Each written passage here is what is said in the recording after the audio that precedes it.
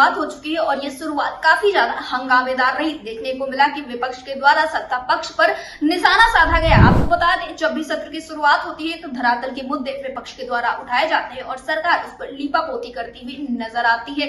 एक तरफ देखने को मिला है कि विपक्ष लगातार सरकार पर निशाना साध रहा है, तो वहीं सत्ता पक्ष की तरफ से अपनी उपलब्धियों को गिनाया जा रहा है। दूसरी तरफ जो शिक्षक और कर्मचारी हैं, वो विपक्ष के द्वारा या सत्ता पक्ष के विधायकों के द्वारा अपनी आवाज को सदन में उठवाने का प्रयास करते हैं। और इसी कड़ी में देखने को मिला कि मदरसा आधुनिकीकरण एकता समिति उत्तर प्रदेश के प्रदेश अध्यक्ष अशरफ अली उर्फ सिकंदर बाबा ने लाल बिहारी यादव से बातचीत की और उनसे अपील की कि इनके मुद्दों को सरकार के सामने उठाया जाए और जल्द से जल्द इनको हल करवाने का प्रयास किया जाए। आपको बता दें, इसके पहले जितनी बार भी सत्र चले हैं तो इस मुद्दे को उठाया गया, फिर वो आशुतोष सिन्हा हो या फिर लाल बिहारी यादव हो या फिर दानिश आजाद अंसारी हो, सबके द्वारा इस मुद्दे को उठाया गया, लेकिन सरकार की तरफ से अभी कोई भी उचित प्रक्रिया नहीं की गई है, जिस वजह से कहीं न कहीं इन शिक्षकों में काफी ज्यादा नाराजगी, यहाँ तक कि ये मदरसा आधुनिकीकरण के शिक्षक ये कहते हुए नजर आते हैं कि सरकार लगातार आधुनिकीकरण की ओर आगे बढ़ रही है, लेकिन मदरसा आधुनिकीकरण के शिक्षकों के बारे में आखिर कोई कदम क्यों नहीं उठाया जा रहा है। फिलहाल आपको बता दें कि आज से सत्र की शुरुआत हुई है और अशरफ अली के द्वारा पूरा प्रयास किया जा रहा है कि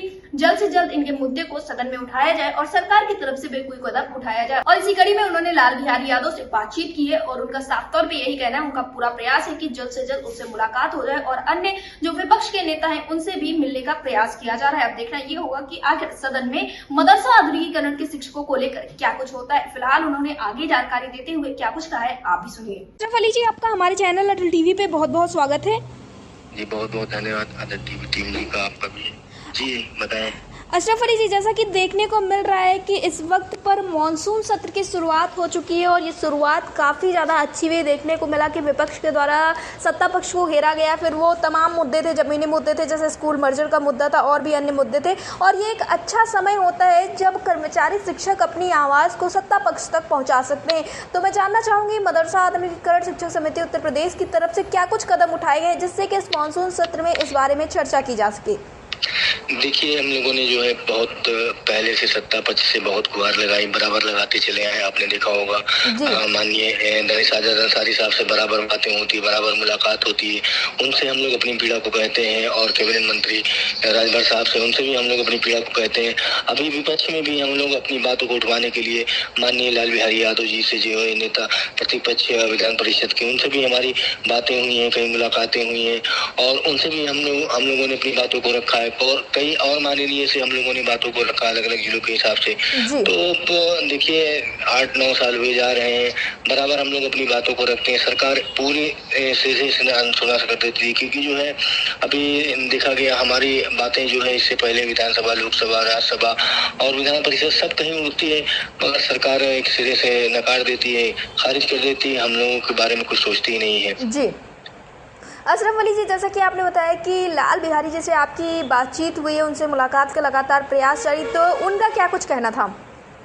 देखिए, हमारी मुलाकात उनसे होती रहती है, कभी फोटो डाला जाता है, कभी बताया जाता है, कभी नहीं, बातचीत बराबर होती है। हमारी कल भी बात हुई थी और हम कल मुलाकात के लिए एकदम उनसे थे, मगर इत्तेफाक पानी की वजह से थोड़ा सा वो हो गया। हो सकता है आज हमारी मुलाकात उनसे हो जाए और हमारी पूरी बातें होती रहती, बात हो गई हैं। अब उन्होंने हम लोगों को आश्वासन दिया है कि देखिए मैं विपक्ष में हूँ और मैं आपकी बातों को पहले ही पूरी तरीके से उठाया हूँ, इस बार में मैं पूरी तरीके से बातों को उठाऊंगा।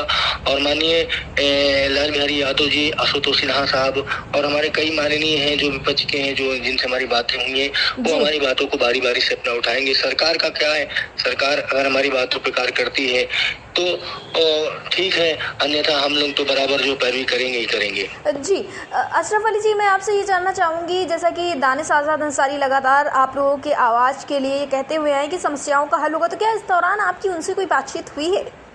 नहीं, देखिए माननीय दानिश आजाद अंसारी साहब से भी मुलाकात होती रहती है, बातचीत होती रहती है। अभी 2-4 दिन पहले हमारे बरेली में ही हमारे कुछ लोग, हमारे मदरसा आधुनिक शिक्षक एकता टीम के लोग मिले थे वहाँ पर, और जो है हमारे मोहम्मद उपाध्याय जी हैं, जिला उपाध्याय जी, उन्होंने पूरी विस्तार के साथ में बताई कि जो है देखिए मैं इस पर कार्य कर रहा हूँ और इसको जो है अपने राज्य सरकार से चलाने की पूरी कोशिश कर रहा हूँ। और चक्कर ये कि हमारे जितने मदरसा आधुनिक शिक्षक हैं अब वो सब थक चुके हैं आश्वासन पे, सुनते थक गए। अगर किसी प्रकार का कोई काम आगे बढ़े तो ऐसा लगे कि हाँ हो रहा है। केवल आधुनिक शिक्षा की बात होती है, मगर जब मदरसा आधुनिकीकरण शिक्षकों की बात आती है तो सरकार के लोग सब चुप हो जाते हैं। इसलिए हम लोगों का काम है कि संघर्ष हम लोग करते रहेंगे। और क्योंकि सन 1993 से ये योजना चलती चली आई है और हमारे जितने भी मदरसा आधुनिकीकरण शिक्षक हैं वो उम्र के पड़ाव तक पहुंच गए हैं। अब वो कौन सा कार्य करें, कहाँ जाए, कोई अपने बच्चे का फीस नहीं दे पा रहा है, कोई अपने बच्चे की किताब नहीं ला पा रहा है। बहुत सारी समस्याएं हैं।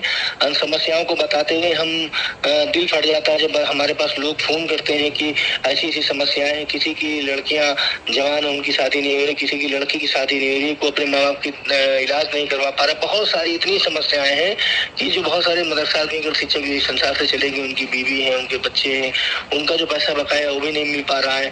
और जो कुछ मदरसा आधुनिकीकरण शिक्षक है वो बहुत ज्यादा उम्र के हो गए हैं।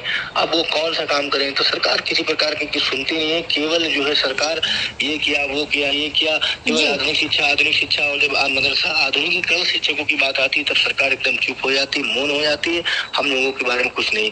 इसलिए मुझे अब विपक्ष पे, हम लोग विपक्ष के साथ में लगे हुए हैं कि विपक्ष हमारी बातों को उठाए ताकि सरकार हमारी जो सुना कर रही है उसको हम हमारे सबका कार्य करें, हम लोगों को पैसे का भुगतान करें, खासतौर हमारे लोगों को पैसे का भुगतान का और योजना का संचालन करे राज्य सरकार से। जी, अशरफ अली जी, एयरटेल टीवी से जुड़ने के लिए धन्यवाद। बहुत बहुत धन्यवाद। Thank you.